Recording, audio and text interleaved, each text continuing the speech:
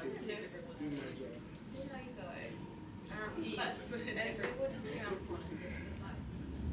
take it away. Mind if I stand? Yeah, no, please stand. Hello, everybody. So this is me pretending to be a Nikan. So my name is Linda Ding. I just moved back to Tokyo in January. And for the past 3.5 years, I have been living in this village called Kamikatsu. And for those of you who don't know, Kamikatsu is a village in Tokushima, which is located in Shikoku Island. And it's known, like, I don't know if you've heard about it, but it's known as the first village in all of Japan to declare for zero waste. And so essentially it's known in the media as the first zero waste village in Japan. And what zero waste in Kamikatsu means, I will get into that next. So I guess just a little bit of background without covering the slide.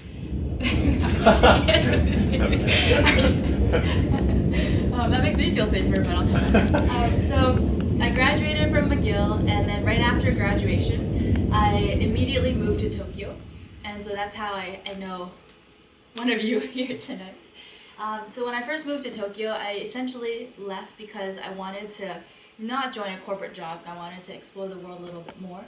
But I ended up coming to Tokyo, and I found a job in recruitment. And at that time, I didn't know any of like the clout or the the background behind recruitment. For me, that was kind of my dream job.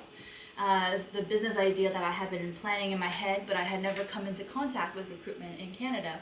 So when I came to Tokyo, I was thinking, how do I create a business where I can connect like a business that's looking for somebody, but really know that business well, and then find someone and know that person really well, and then connect them so that they make a really good fit. And then I found out that recruitment already existed as a business model. So I was very excited to join that. And then I was very excited to leave. So I was working in financial services, recruiting for banking. And as a young person, just out of university, I kind of felt like, this is what success looks like, because everyone used to think that, if you're a lawyer or a banker or a doctor, like this is the epitome of what you should try to reach for. But I quickly found that living in Tokyo, for the most part, I was living by myself. And it just became a very lonely lifestyle where I felt like, again, it was that feeling like if I died, no one would even know. And all of the friends that I had made, well, they were great. We didn't have that sort of community that I was really craving. So I guess just coming from Canada, you could go to people's houses without announcing yourself. Hang out at people's houses, essentially. But in Tokyo, we could only hang out outside, and I felt like if I wasn't drinking, if I wasn't spending money, there was really, no life outside of that. But at the time, I also felt like my whole identity was tied up with being in Tokyo. So for me, my moniker was like Linda, who lives in Tokyo. And the in Tokyo part was very important, because then if I go back to Canada, I can say, well, I'm in Tokyo. And so that was more important than actually how happy I was. But I went to a meditation retreat, and that was kind of when I had the kikake, the realization that I could leave and find something better. And I really wanted to pursue something creative. Writing was something that I had always loved. And so I decided to leave Tokyo and go back to Ottawa, which is where I'm from, Ottawa, Canada, and pursue writing a book. And I gave myself a year, and I thought if I do it, if I don't do it, it's not that much time, it won't really make a difference. But I wanted to try to feel like I could create something for myself rather than working in a company and just constantly chasing deals, and making money for somebody else. So I was in Ottawa for about a year, and at that time I was with a partner, and I didn't really want to be in Ottawa, but because he was coming to live in Canada, I felt like I had to. But then we broke up, and then I was like, oh, I'm free. And I mean, not free, but free. And my grandmother, so my mother's side, are living in China. So I was born in China. I'm Chinese Canadian. And I had felt like I had never had a chance to actually spend time with her. So by having this time, I thought, my priority right now is to try to live in Beijing and be around her. And thankfully, there was just kind of serendipity where I ended up finding a job that was right next to her house, teaching English at an international kindergarten. So up to that point, my life was kind of on this trajectory where after leaving that job in Beijing, I had actually had already procured a job in Thailand. And when I was in Thailand, I had met this community of people that I really loved, and it was called the Mindfulness Project. And they were doing such amazing things with permaculture, teaching people how to build buildings out of mud, how to use the land, also integrating yoga, mindfulness, and really getting people to just talk. It was the most international community I've ever been in, and it really felt like a really healing place. And so I wanted to contribute to that community as much as I could. So I got a job in the city that's next to where that land was. So my original plan was I was leaving this job in Beijing, I was moving to Thailand, and my partner at the time, which from Ottawa we had gotten back together, and we were both going to move to Thailand together. He's European, so he was going to move and meet me in Thailand. But in between, I was like, well, I've just quit my job, and now I want to take a little vacation before I start a new job. I'm going to go to this village called Kamikatsu for 10 days. That was the plan. And so when I landed in Kamikatsu, I'll tell you a little bit of background afterwards. So this is kind of the scenery that greeted me. And, people always talk about being from Canada, you must be around a lot of nature. But for me, I lived in a city, and Canada has a lot of nature, but it's not as accessible as everybody thinks. Everybody drives, everything is very far away. So if you want to go into nature, you have to make a day trip. We didn't live in the countryside, so I didn't have access to green at all. But when I went to Kamikatsu, it was the first time I had ever been to the Japanese countryside. And it was the first time that I saw that humans could live in nature and be completely isolated, but yet still have a lot of the conveniences, that we expect from civilization. And so it was the most kind of isolated and yet civilized place I'd ever been in. And so these were some of the views just from our windows, from our daily hikes that we went to. And the reason that I actually went to Kamikatsu was because about a year ago, while I was living in Ottawa, I had been writing, feeling very stuck, and wanting to get some kind of guidance. I had never actually learned how to write, so I felt like, if someone could kind of give me a little bit of, teaching, essentially. And I listened to this podcast, and this man with the white arrow over there is named Andy Couturier, and he actually went on this podcast talking about this book that he had written called The Abundance of Less. And in it, he interviews 10 Japanese people all over Japan, and they're all living some sort of sustainable life kind of outside of the standard way of going about in Japan. And a lot of these people, they really talked about their connection to the land, how they can understand like how life works through farming, through slowing down, through finding meaning that is not just meaning that is told to you, but meaning that you find in yourself. And for the first time, I felt like I had found my tribe. The people that I had read about in the book, really spoke to me and made me feel like, oh, I'm not alone in thinking this way, and that there are other people like this. And so after the podcast, I actually reached out to Andy because on the podcast he said, he writes books and he's a writing teacher, and I was like, great. We connected and we started working together. So from Ottawa until Beijing, we had been working together for about a year, working on the writing that I was working on. And then he said that, he's actually going to create a writing tour to the countryside of Japan. And that writing tour was located in Kamikatsu. And 3 of the people that are in the book are also living in Kamikatsu. So I knew that this was a trip that I really wanted to go on. And I had gone into this without knowing anything about the village itself. That wasn't the important part. It was more that I wanted to meet some of the people he had written about. And terrible photo of her, but these are 2 of the teachers or the people in the book that he had interviewed. Osamu Nakamura-san at the top with the bald head, and Atsuko-san with her eyes closed. She's just napping. And so this was actually the group that we had gone on the trip with. And, many of them, they weren't environmentalists, everyone had different careers. Everyone was there essentially to write or to just travel to Japan. And I had never heard about Kamikatsu from the sustainability side, so I didn't know that it was already well known for being a zero waste village. But when I was there, I was actually that day at a waterfall. I remember just feeling like in this village I felt very inspired to write, and it was the first time that I had really given myself all this time to do so. And I remember going to this waterfall and just asking it for some clarity. And I just said, to the waterfall gods, I want to see. And then when we were coming down from the waterfall, going back to the hotel, there was like a whole idea came into my head that said, you need to live in Kamikatsu. And I was like, what?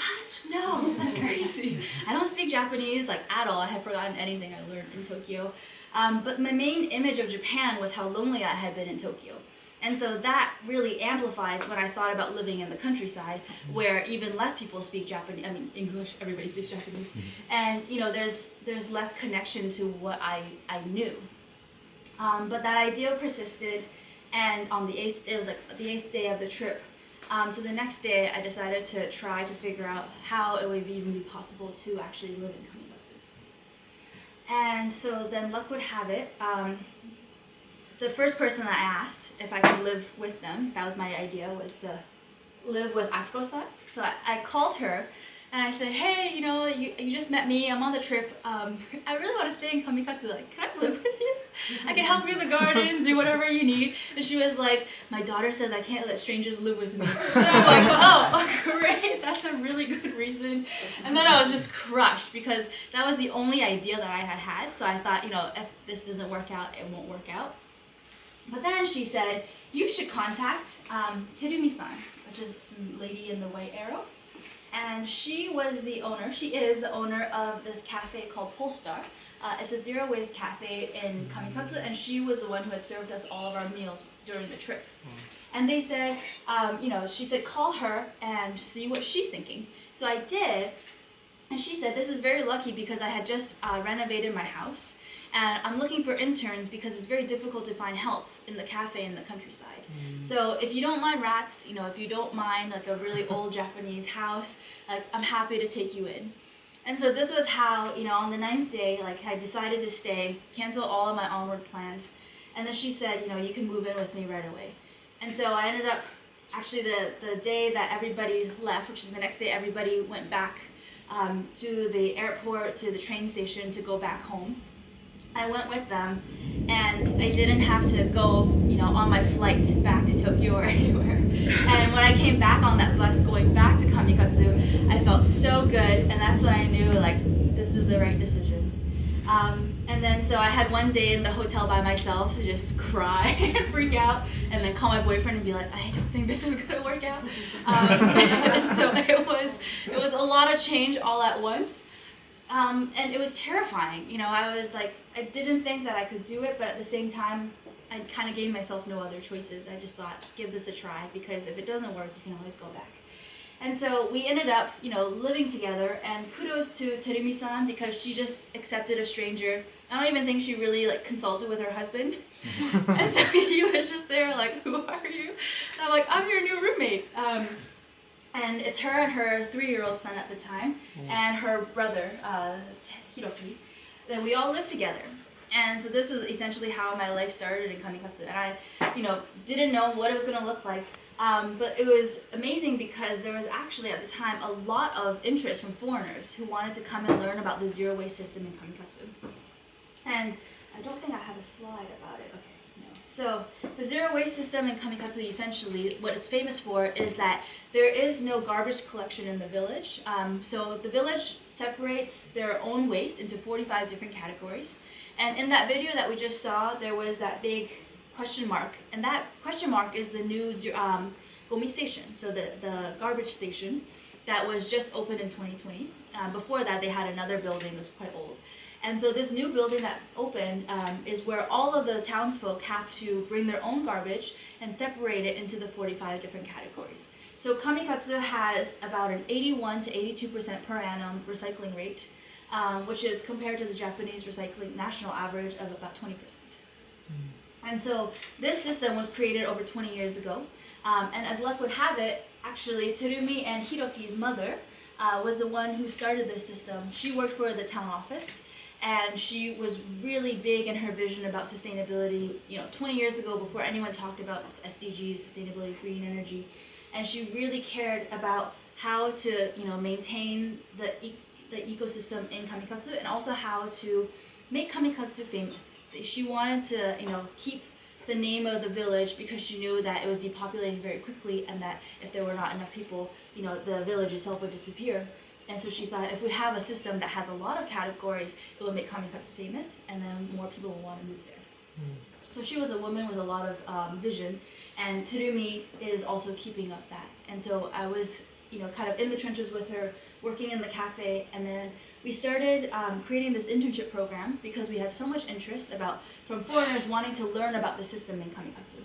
And so we kind of just started this internship program where they would live with us, and because I had already kind of learned it from her, I would then teach it to all of the newcomers. So this girl in the red arrow right here, Anya, was one of the interns. She came from Germany and just stayed with us for like 1, 2, up to a month. And so we had this rolling cycle, and this was all in 2019. And just a little side note, so Osamu Nakamura-san, who is one of the teachers in the book, he's probably one of the most amazing people living in Kamikatsu. And part of the reason why I really wanted to stay because I wanted to learn from him. So when we think about sustainability, the zero waste system there is just about separation. But Osamu-san actually lives a fully self-sustainable life. And that's because his motto is that, to have time or money, like having both is very difficult, and he chooses to have time. And so everything he has built by himself. He lived in Nepal for many years and learned wood block carving from the monks. And then so from memory, he built his kitchen based on what he had experienced living in the Sherpa villages. And so all of his energy, everything he kind of creates by hand, like all of his energy for cooking is through firewood that he cuts. And then his water comes from the mountain, and his electricity bill, which is the only thing he has to pay, is about 400 yen, a little bit under 400 yen a month. He doesn't have a car, he walks everywhere. And he is the most giving and generous person. And because people think that if you take a lot of this, if you take all of these conveniences away, you would lose time, but he has the most time to be artistic and creative that I've ever known. And the thing that he always says is, if you have time, anything can be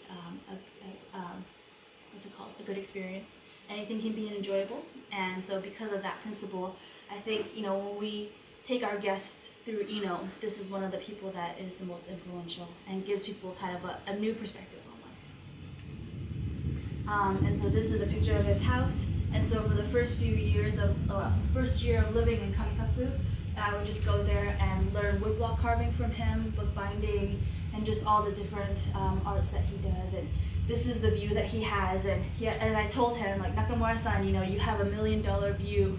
And then he goes to the window that's on this side, and he opens it, and he's like, how much would you pay for this one? I'm like, oh, dude, yeah, he's great. So just not that the countryside is all great, of course we also have so spiders like the hunter spider is everywhere, especially in the toilets when you don't have the lights on, you don't realize that they're there. We also have a lot of mukade, centipedes, that are poisonous as well. And then the abu, which are the horse flies, but they're basically almost the size of your hand. And then poisonous snakes, we have a lot of mamushi as well. And fun story is they say that the grandmas actually will fight the mamushi by hand and then will kill them and then put them in sake. So they're no match for older Japanese women. So basically my life in Kamikatsu was just kind of going in one way, and then the pandemic happened. And I went bald in 2020 because I was planning to go to Thailand to ordain as a nun for a bit. And then the borders closed, so I couldn't do that. So then I went bald in Kamikatsu. And all of the elderly people around me just thought I was a boy. And then if I said hi, they'd be like, why is she so, why is he so girly? This is me showing my dad for the first time. So why is 2020 important? So 2020 was when we decided to start a business, and we had already had the plans to, actually at first we wanted to start a hostel because there was not a lot of cheap accommodation, and there was so much interest from foreigners and visitors and media that wanted to come and learn. So this was the idea that we originally had, to create what we called the INOW hostel, and just having dorm rooms, and this was a sketch that my friend did for us. But unfortunately, because we were going to finance this by starting with crowdfunding, and then 2020 happened, no one could come in, no one had money, so we had to cancel that. So it was kind of on the back burners, no idea what we were going to do. And then suddenly, actually our neighbor on the other side of where we were living was renovating this house by herself, and she said we could rent it to you, and then we could actually start, without having to build our own hostel, we could just rent directly from this old obachan. And so everything was very, very like tekito. We just did everything by ourselves. At the beginning, it was me and Terumi, but Terumi was busy running her own business doing the cafe. So it was just me, and I just did nothing for a while because I couldn't figure out how to do it. And I was just like, I had this idea of running a hostel, running a business, and any of it, I couldn't picture like what I needed to do. Luckily, there was a German guy who wanted to intern with us, and as soon as I had another person to bounce ideas off of, it immediately became much easier. And then so we just tried to do the best we could and make it livable, and have it a space where we wanted to teach people how to practice the 45 different categories in the house. But our main focus was to actually teach people just what the lifestyle in Kamikatsu is as the main basis for being sustainable. And then so the INOW team essentially was myself, Terumi, and another girl from Canada named Kana that came to join us as well. And because she's half Japanese, she could come to Japan during the pandemic because of her Japanese passport. And again, it just made a whole world of difference, because now I had Kana to work with me, and having a partner in creating a business was just, I think that was for me the key sauce, to any business that you make, is just having someone to share ideas with. And so together during the pandemic, we could never open our full potential that we had imagined, which was really being a bridge to foreigners and outsiders, and connecting them into Japanese because we could translate for them in English. And then also because the Japanese countryside is very insular, it's very hard to get into. But because we had Terumi and she's local and her mom is very well known, everybody knows her, and so it's very easy to connect with locals. Everyone would accept us very quickly. And so we wanted to give that experience to our guests, to really kind of get into the local atmosphere of Kamikatsu. And so our guests came from over 15 different countries. Everyone was people, our guests were people who were living in Japan. And because of the pandemic, they couldn't go back home either, they couldn't travel.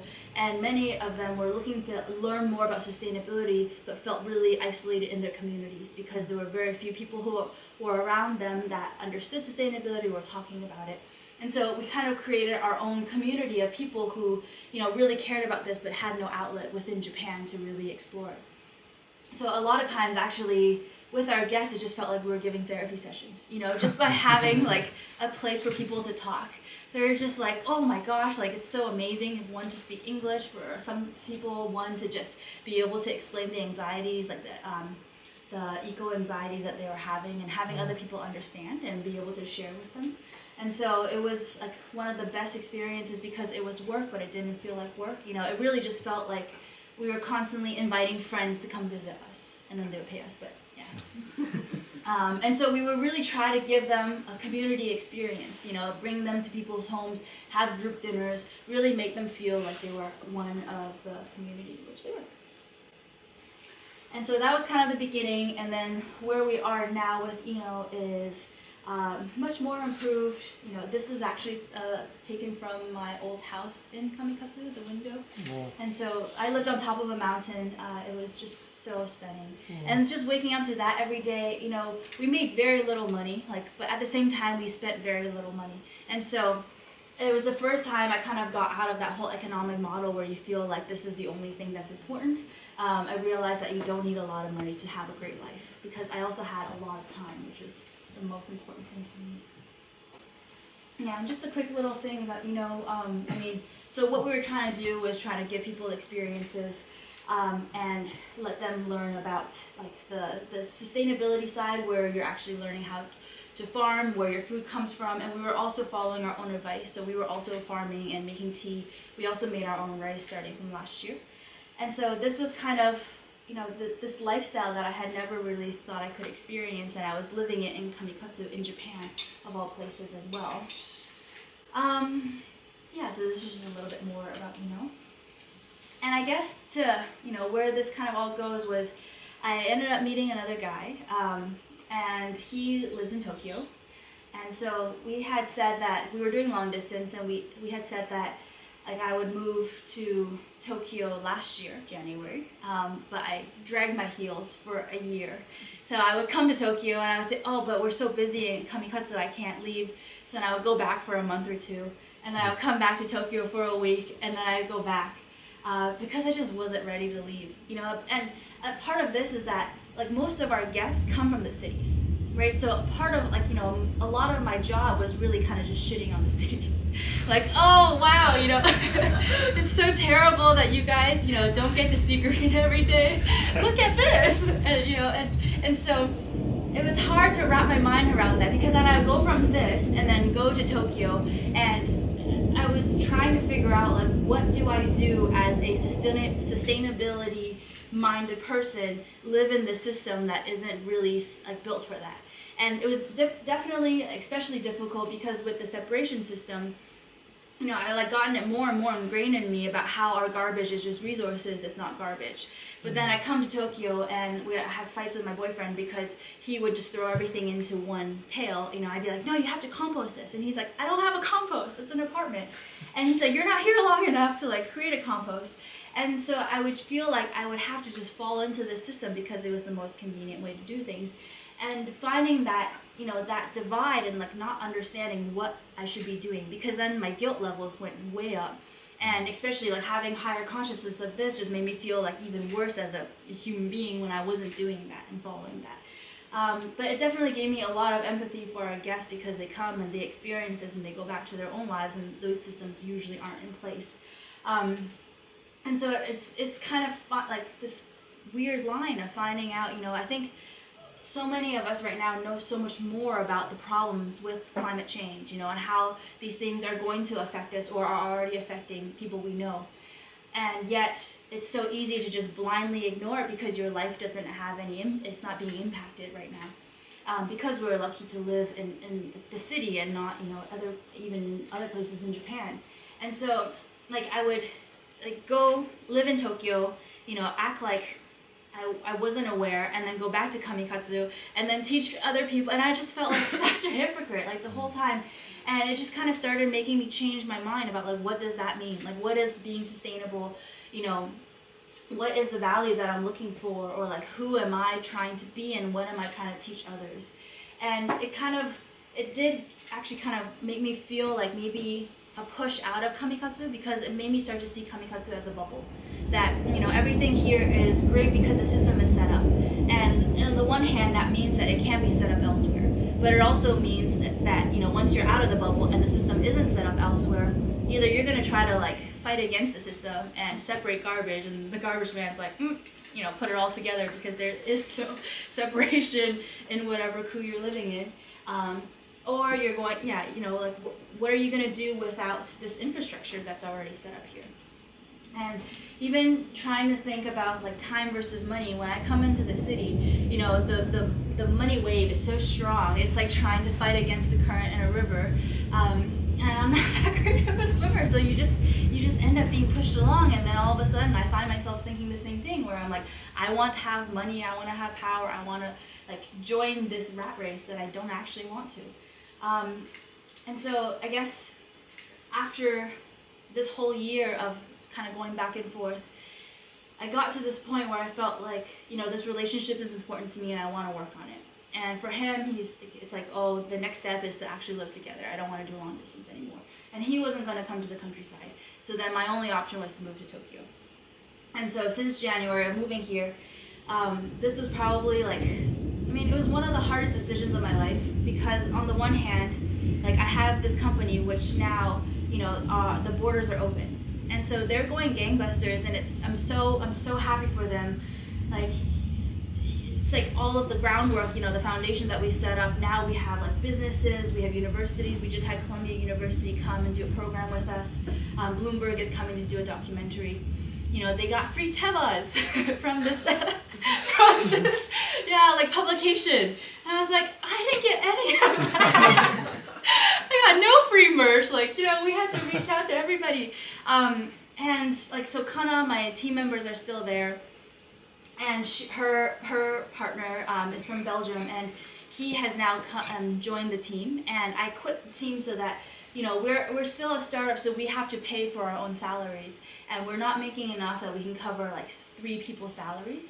So it was either we're gonna all be on the team and everybody take a cut, and there's already very low salary. We were making like 1,600, 16,000, no, sorry, 16万 per month before taxes. And so that sounds so low for Tokyo, but we were living like kings. Like we drove everywhere, we could buy everything we wanted. But yeah, so we needed to make that like less, and then that wasn't really going to be possible. So I had to leave the team so that someone else new can come in and take over. And they always say, there's always a room for you, like if you need to come back or you want to be there. But the team has already completely changed.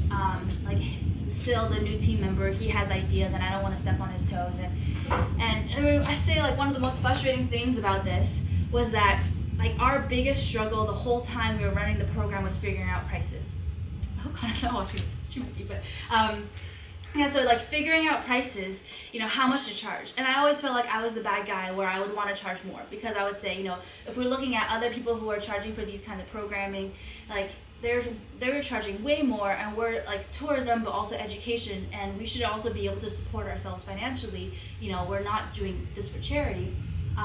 But then the pushback I would get from the team would be that they always thought it was too expensive. And then the moment I leave, they raise their prices, and I'm so happy for them. But I'm like, oh, because he said that. Yeah, that sounds like a good idea. I mean, like those kinds of things, I guess. Like, I've quit jobs before, and that was easy when it was just a job that someone else gave you. But when it's something that you create, and then like you see them doing well, a part of me, I'm so happy that they're doing well. But then a part of me is also like, I wish I was there with them, and I wish I was doing that too. And then I'm like stuck in Tokyo. And so, I mean, and these last 2 months, stuck in Tokyo. I'm so happy to be there. No, like, it's just, these last 2 months have been probably the hardest of my life. First, adjusting to city living, and then adjusting to living with my partner. And we had like so many struggles. It was just like everything that I never knew about him came up. And like we've been in therapy, and it's getting better. But there were so many days where I was like, what the fuck is this all for? Like, I'm here, and I don't want to be here, and I'm with you, and we're working it out, but it's not working. And then I just felt like I also couldn't go back, because again, everything had already changed there as well. And I felt like I was like taking a step in a different direction, and I wanted to also explore that. And so in a way, this last month in March has been the first time where I really kind of feel settled in being here, where I'm happy with the choice. I see now that like this is what I want to explore, and like what can be possible next. And I've met so many cool people in Tokyo, and there are so many people who really care about this as well. And shifting sustainability away from just this one model of Kamikatsu, and then kind of taking it broader, into something that is applicable to the city and the lifestyle that I'm living, is kind of the direction that I see, I can take. Because I don't want to have that divide for everybody who comes to visit us, which is like either this way or the city way. There should be a way that the city can also embrace sustainability, and we can all actually live more in conjunction with the environment. And so in that sense, I can see that as the new challenge. But yeah, it's taken a lot of tears. But in that sense, I feel, I guess change, like all the big changes in my life have never come easy. Like moving to Kamikatsu is not easy, it was terrifying and painful as well. And now coming here has been painful and terrifying, but I'm also kind of seeing maybe the light at the end of the tunnel. I don't know, we'll see how it goes. I mean, I'm still kind of in that uncertainty, but yeah. I feel better now. If you saw me last month, I'd be like, I'd cry as I'm talking about this. But yeah, time has been kind, and it has been helpful. So also, thank you guys for your time today to listen to this story. And that's the end of my presentation.